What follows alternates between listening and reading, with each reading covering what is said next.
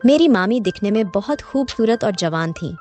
मैं अपनी मामी के साथ अकेला रहता था। एक दिन मैं कॉलेज से जल्दी घर आया और मामी के कमरे में झांक कर देखा तो मामी को बेड पर उस अवस्था में देखकर मेरे पैरों तले जमीन निकल गई। कभी कभी इंसान को अपनी आंखों पर यकीन करना मुश्किल हो जाता है और वह लम्हा मेरे लिए भी ऐसा ही था। जो कुछ मैं देख रहा था उस पर यकीन करना मेरे लिए नामुमकिन था। मैं कैसे मान लेता कि मेरे मामा की बीवी उनके पीछे ऐसा भी कर सकती है। मैं दरवाजे पर खड़ा था और मुझे लग रहा था कि मेरे कदमों तले जमीन निकल गई है। मेरी मामी को तो इस बात की भनक भी नहीं पड़ी थी कि मैं बेवक्त घर लौट आया हूँ। कॉलेज में अचानक से तबीयत खराब हो जाने की वजह से मैं दोपहर के 12 बजे ही घर वापस आ गया था। मगर मुझे बिल्कुल भी अंदाजा नहीं था कि घर आकर यह मंजर देखने को मिलेगा। मेरी वह मामी जिस पर मुझे बहुत ही नाज था और मेरी ख्वाहिश थी कि मेरी बीवी भी मेरी मामी जैसी हो, वह सब पल भर में मिट्टी हो गया। मैं दबे कदमों से वापस पलट गया था। मैं नहीं चाहता था कि मामी को मेरी मौजूदगी का एहसास हो और हम दोनों के दरमियान जो पर्दा है वह खत्म हो जाए, वरना शायद हम दोनों कभी एक दूसरे से नजर मिलाने के काबिल नहीं रहते। मैं घर से निकलकर बेमकसद रोड पर चला गया था और मेरी आंखों के सामने बस एक ही मंजर चल रहा था, मामी के कमरे का। मेरी मामी जिस हाल में कमरे में मौजूद थी उसे बयां करते हुए भी मैं शर्म से जमीन में घट जाऊंगा। कोई भी इज्जतदार आदमी इस बात को कभी बर्दाश्त नहीं कर सकता कि उसके घर या खानदान की कोई औरत इस तरह खानदान की इज्जत को मिट्टी तले मिला रही है।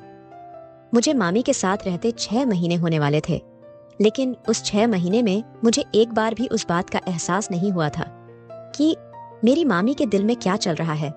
इतनी नेक और सीधी साधी नजर आने वाली मेरी मामी ने तो आज सारी हदें ही पार कर दी है।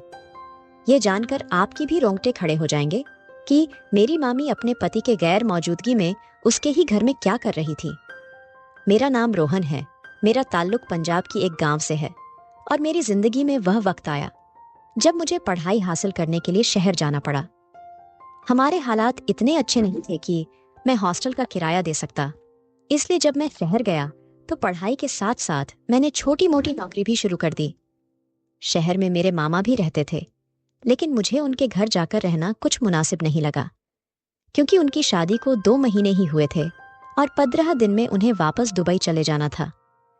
लेकिन जैसे ही मेरे मामा को इस बात का पता चला कि मैं पढ़ाई के लिए शहर आया हूँ और उनसे मुलाकात नहीं हुई, तो मुझे फोन करके बहुत नाराज हुए। मैंने डरते हुए मामा को बताया कि उनकी नई नवेली शादी की वजह से मैं उनके घर नहीं आया हूँ, कि मेरी वजह से वह लोग परेशान ना हो जाए। यह सुनकर तो मामा मेरे से खफा हो गए और कहने लगे, तुम्हारी मामी बहुत ही अच्छी है, बहुत ही ज्यादा मोहब्बत करने वाली है। तुम एक दफा घर आओगे तो तुम्हें खुद पता चल जाएगा। मामा की नाराजगी को देखते हुए मैं उनके घर चला गया। मैं पहली दफा अपनी मामी से मिला था, क्योंकि जब उनकी शादी थी तो मेरे एग्जाम चल रहे थे, इसलिए मैं उनकी शादी में नहीं जा सका था। मामी से मिलकर मैं तो हैरान ही रह गया। वह उम्र में मेरे मामा से आधी और इम्तिहान ही हसीन और खूबसूरत थी। शायद ये सब मामा की दुबई वाली नौकरी और पैसे का कमाल था। मामी मुझे भी बहुत मोहब्बत से मिली और कहने लगी, रोहन, यह तो बहुत ही बुरी बात है। जब यहाँ तुम्हारे रिश्तेदार मौजूद है तो तुम्हें इस तरह हॉस्टल की जिंदगी गुजारने की क्या जरूरत है। कल ही अपना सामान उठाओ और हमारे घर शिफ्ट हो जाओ। अभी तुम्हारे मामा के जाने में 20 दिन बाकी है और तुम्हारे मामा के जाने के बाद यह घर तुम्हारा ही रहेगा। मुझे भी एक सहारा मिल जाएगा, वरना मैं तो यही सोच सोच कर परेशान थी कि तुम्हारे मामा की जाने के बाद में अकेले किस तरह रहूंगी। यह बात सुनकर मैं बहुत ही ज्यादा खुश हो गया। ऐसा लग ही नहीं रहा था जैसे उनकी और मेरी पहली मुलाकात है। मामा ने मुझ पर बहुत ज्यादा जोर डाला कि अब मैं हॉस्टल में रहने की बात ना करूं। अगर करूंगा तो वह कभी मेरी शक्ल नहीं देखेंगे। मजबूर होकर अगले दिन ही मैं मामा के घर शिफ्ट हो गया। इस तरह मुझे पढ़ाई करने के साथ साथ नौकरी की भी जरूरत नहीं थी और मैं अपनी पढ़ाई पर पूरी तवज्जो दे सकता था। लेकिन मुझे क्या मालूम था कि मेरा यह फैसला मेरी जिंदगी का रोग बनाने वाला है। 20 दिन झटपट गुजर गए और मामा के जाने का वक्त आ गया। मामा एयरपोर्ट पर गए, मेरे गले लगे और कहने लगे कि मैं अपनी बीवी को तुम्हारे हवाले कर कर जा रहा हूँ। तुम इसका ध्यान रखना और अपनी पढ़ाई भी अच्छे से पूरी करना। मैंने मामा से वादा कर लिया कि मैं मामी को किसी तरह की कोई तकलीफ नहीं होने दूंगा घर का और मामी का बहुत ख्याल रखूंगा। मामी भी मेरे साथ एयरपोर्ट पर ही मौजूद थी। मामा को छोड़कर हम दोनों घर आए तो मामी बहुत उदास नजर आ रही थी। काफी देर तक वह अपने कमरे में बंद रही और रात हुई तो जब कमरे से बाहर निकली तो मुझसे बातें करने लगी और कहने लगी कि उन्हें मेरे खाने पीने का ख्याल ही नहीं आया। पति की जुदाई ने उन्हें बहुत दुख पहुंचाया है। मैंने मुस्कुराकर कहा, मामी कोई बात नहीं, मैं जानता हूं कि आप बहुत ज्यादा दुखी है। मेरी बात सुनकर मामी कहने लगी कि मेरा नाम मोनिका है, तुम मुझे मोनिका कहकर पुकार सकते हो। मेरी और तुम्हारी उम्र बिल्कुल बराबर है, तुम मुझे मामी कहते हुए कुछ अच्छा नहीं लगता। मामी की बात सुनकर मैं हंस पड़ा और ठीक कह रही थी। वह उम्र में तो तकरीबन मेरे बराबर थी, लेकिन मेरा इस तरह उन्हें नाम से पुकारना कुछ ठीक नहीं लगता था। और फिर जब तक मामा यहाँ थे मैंने कभी मामी को नाम से नहीं पुकारा था, तो मैं मामा के जाने के बाद कैसे उनके नाम से पुकार सकता था। लेकिन मामी बार बार कहती कि रोहन तुम मुझे मोनिका ही कहकर पुकारा करो। मामी के बार बार कहने से मैंने उन्हें मोनिका कहना शुरू कर दिया। उनका रवैया मेरे साथ बहुत ही अच्छा था। वह इस तरह मेरा ख्याल रखती कि मुझे किसी चीज की कोई फिक्र ना होती। मेरा उठना बैठना खाना पीना सब कुछ मोनिका के साथ ही हो गया था। मैं जब तक यूनिवर्सिटी से लौट कर आता तो मेरे इंतजार में बैठी रहती और मेरे साथ ही खाना खाती। अक्सर मामा का फोन आता तो हम दोनों एक ही साथ बैठे होते और वह मेरे सामने ही मामा से खूब सारी बातें करती और मेरी भी मामा से बात करवाती। मेरी मौजूदगी में मामा पूरी तरह बेफिक्र हो गए थे कि उनकी बीवी अकेली नहीं है। मामी को कहीं भी घूमने जाना हो तो वह मेरे ही साथ जाती। शॉपिंग पर भी मैं ही लेकर जाता। हर गुजरते दिन के साथ हम दोनों एक दूसरे के करीब होते जा रहे थे। मामी का अंदाज इस तरह का मोहब्बत करने वाला था कि मैं कभी कभी हैरान रह जाता। पता नहीं उन्होंने मामा से किस तरह शादी कर ली थी, जबकि ना ही उनकी उम्र मामा के बराबर थी और ना ही उनके अंदाज मामा जैसे थे। देखा जाता तो दोनों एक दूसरे से बहुत ही अलग थे। मामा को गए हुए पूरा 1 महीना हो गया था और उस 1 महीने में मैं और मोनिका एक दूसरे के साथ बहुत अच्छी तरह रह रहे थे। एक दिन मेरे कॉलेज के दोस्त किसी काम से घर आए तो मोनिका को देखकर हैरान हो गए। मैंने उन्हें बताया कि यह मोनिका मेरी मामी है तो उन्हें बिल्कुल भी यकीन नहीं आया। फिर जब मोनिका उन्हें शरबत पेश करके चली गई तो वह कहने लगे, यार इस कदर हसीन मामी होने के बावजूद तुम्हारा मामा कैसे दुबई चला गया? इतनी खूबसूरत बीवी को तन्हा छोड़कर कोई कैसे जा सकता है? तुम्हारे मामा को जरा खौफ नहीं आया? अपने दोस्तों की बात सुनकर मैंने उन्हें खामोश रहने का इशारा किया तो वह लोग आहिस्ता आहिस्ता बातें करने लगे कि इतनी खूबसूरत लड़की के रहते हुए तो कोई भी उसका आशिक हो सकता है। मेरे दोस्त मेरी मामी पर जैसे आशिक हो गए थे, मैंने उन लोगों की बातों का मजाक में डाल दिया था। लेकिन रात को जब मोनिका किचन में चाय बना रही थी तो मैं इत्तेफाक से कमरे से पानी लेने के लिए निकला था। मैं पानी की बोतल लेना भूल गया था और रात के 10 बजे प्यास लगने पर मुझे कमरे से निकलना पड़ा। पहले तो मोनिका को किचन में देखकर मैं चौंक गया और फिर उसके बाद उसका लिबास देखकर हैरान हुआ। वह आधी रात को नाइटी में चाय बना रही थी। बिना स्लीव की नाइटी में उसकी चांदी जैसी बाजू चमक रही थी और इसके बाल गालों पर झुक रहे थे। यह देखकर मेरा दिल बेकाबू हो गया था। मैं भी 22 साल का एक जवान लड़का था जिसके दिल में जज्बात का एक समुंदर मौजूद था। मेरी नजरें बार बार बहक रही थी। मोनिका को मेरी मौजूदगी का एहसास हुआ तो उसने पलट कर मेरी तरफ देखा और मुस्कुराकर कहने लगी, क्या बात है रोहन, अभी तक जाग रहे हो? मैंने फौरन अपनी नजर झुका ली। मुझ में इतनी हिम्मत नहीं थी कि मैं उनका यह कयामत वाला रूप देख सकूं। मैंने मोनिका से कहा कि रात आपने मेरे कमरे में पानी की बोतल नहीं रखी थी और मेरा भी ध्यान नहीं आया, इसलिए पानी पीने के लिए आया हूँ। मेरी बात सुनकर मोनिका ने कहा कि शायद तुम्हें ख्याल नहीं आया है। यह कहकर वह अचानक ही मेरे करीब आई तो मेरे होश उड़ गए। उसके पास से परफ्यूम की खुशबू आ रही थी। समझ नहीं आया कि वह मेरे इतने करीब क्यों आ रही है।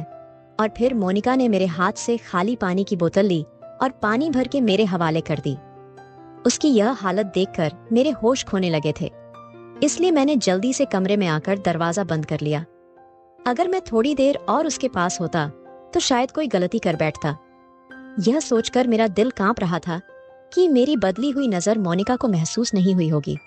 अगर उसे कोई भी ऐसी बात पता चली तो मैं हमेशा के लिए उसकी नजरों में गिर जाऊंगा। मुझे बार बार यह ख्याल सता रहा था कि मोनिका मेरी मामी है और उसके लिए मेरी ऐसे बातें बिल्कुल भी ठीक नहीं है। मेरे अंदर एक जंग छिड़ गई थी। कभी मुझे मामा का ख्याल आता तो कभी मोनिका का वजूद मेरी आंखों के सामने लहराता।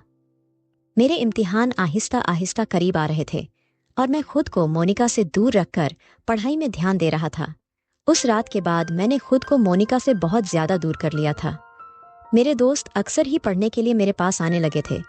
मोनिका भी आकर हमारे साथ ही बैठ जाती और बहुत बातें करती। बेचारी भी तन्हाई का शिकार थी।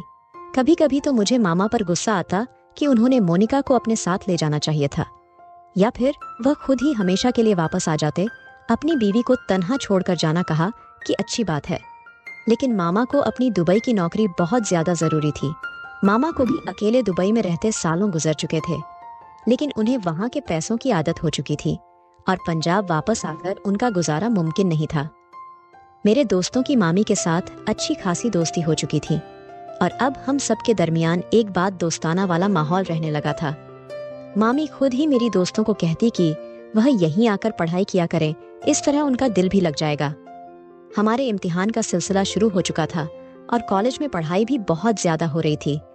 मैं हद से ज्यादा बिजी हो चुका था। मोनिका अक्सर ही मुझे शिकवा करने लगी थी कि अब मैं पहले की तरह नहीं रहा, नहीं उससे बात करता हूँ और ना ही बाहर लेकर जाता हूँ। मैंने उससे वादा कर लिया कि मैं इम्तिहान के बाद उसे जरूर बाहर लेकर जाऊंगा। और फिर मोनिका की नाराजगी को दूर करने के लिए एक रात में बाहर से खाना लेकर आया और हम दोनों ने एक साथ बैठकर खाना खाया और काफी देर तक एक साथ वक्त गुजारा। इस रात को मैंने पढ़ाई भी ना की और जल्दी से सो गया। सुबह कॉलेज गया तो बाहर के खाने की वजह से तबीयत खराब हो गई। मेरे पेट में बहुत दर्द हो रहा था। मुझे बाहर के खाने की आदत नहीं थी, मुझे घर के खाने की आदत थी। शहर का खाना मुझे रास नहीं आया था और जब सुबह के 11 बजे के करीब मेरी तबीयत बहुत ज्यादा खराब हुई तो मैं कॉलेज से आधी छुट्टी ले ली। मैंने सोचा कि घर जाकर आराम करूंगा क्योंकि मुझे जल्दी ठीक होना था ताकि मेरे इम्तिहान अच्छे से हो सके। मगर मुझे क्या खबर थी कि मेरे घर जाकर मुझे एक ऐसा मंजर देखने को मिलेगा जिसे देखने के बाद मुझे अपने पैरों पर खड़ा होना मुश्किल हो जाएगा। मैं आमतौर पर अपना दोस्त समीर के साथ ही उसकी मोटरसाइकिल पर कॉलेज आता जाता था, लेकिन आज वह छुट्टी पर था, इसलिए मुझे बस के धक्के खाकर घर आना पड़ा। अगर वह होता तो मुझे इतनी परेशानी ना होती। मेरे पास घर की चाबी थी, इसलिए मैं खामोशी से दरवाजा खोलकर अंदर दाखिल हो गया, क्योंकि मेरे मुताबिक इस वक्त मोनिका गहरी नींद में सो रही होती थी। लेकिन जैसे ही मैं मोनिका के दरवाजे के पास पहुंचा तो मेरे होश उड़ गए। उसके कमरे का दरवाजा खुला हुआ था और जब मैंने कमरे में जाकर देखा तो मुझे लगा मेरे सर पर आसमान गिर गया है। उसे देखकर मेरा खून खौल उठा, क्योंकि वह तन्हा नहीं थी, बल्कि उसके साथ मेरा सबसे अच्छा दोस्त समीर मौजूद था, जो कि आज छुट्टी पर था, इसलिए वह आज कॉलेज भी नहीं आया था। उस वक्त उसकी मौजूदगी ने मुझे हिला कर रख दिया था और उस पर मोनिका की हालत ने सारी हकीकत मुझ पर आ गई थी। वह दोनों बिना कपड़े के एक ही बेड पर रासलीला रचा रहे थे। वह दोनों मेरे पीठ पीछे जो खेल रचा रहे थे, उसके बारे में मैं तो सोच भी नहीं सकता था। ये शहर वाले तो मेरी सोच से कहीं आगे थे। मोनिका हंसते हुए मेरे दोस्त से कह रही थी, तुम्हारा दोस्त वाकई में नामर्द लड़का है। कहीं दफा मैंने उसे अपनी तरफ खींचने की कोशिश की, लेकिन मेरी खूबसूरती और हुस्न तो जैसे उसके लिए कोई मायने ही नहीं रखता है। और फिर हर गुजरते दिन के साथ मुझे उस बात का यकीन हो गया कि वह नामर्द है। मैं पूरी तरह तन्हाई में रहती थी, लेकिन उसने मेरी तरफ नजर उठाकर देखा भी नहीं था। तो मेरा दोस्त हंसकर कहने लगा, कोई बात नहीं मोनिका, अब मैं तुम्हें मिल गया हूं तो मेरे साथ खुश रहो। मैं तुम्हारी हर ख्वाहिश अच्छी से पूरी करूंगा। तो मोनिका कहने लगी, वाकई यह मामा भांजे तो सच में नामर्द है। एक मुझे तन्हा छोड़कर चला गया और दूसरे को मैं तन्हाई में मिली भी तो उसने मुझे पूरी तरह नजरअंदाज कर दिया। मैं जवान हूँ, हसीन हूँ, कब तक इस तरह तन्हाई की जिंदगी गुजार दूं? मेरा पति समझता है कि वह मुझे ढेर सारे पैसे भेजकर अपने साथ हमेशा के लिए बांध कर रख सकता है। उसे इस बात का एहसास ही नहीं कि मेरी जवानी के तकाजे कुछ और है। मुझे सिर्फ उसके पैसे की ही नहीं, बल्कि उसके साथ की भी जरूरत है। मेरे लाख रोकने के बावजूद जब वह मुझे छोड़कर गया तो फिर मैं क्यों ना गलत रास्ता तैयार करूं? मोनिका ने खुले लफ्जों में अपनी औकात और हकीकत मेरे सामने रखी थी।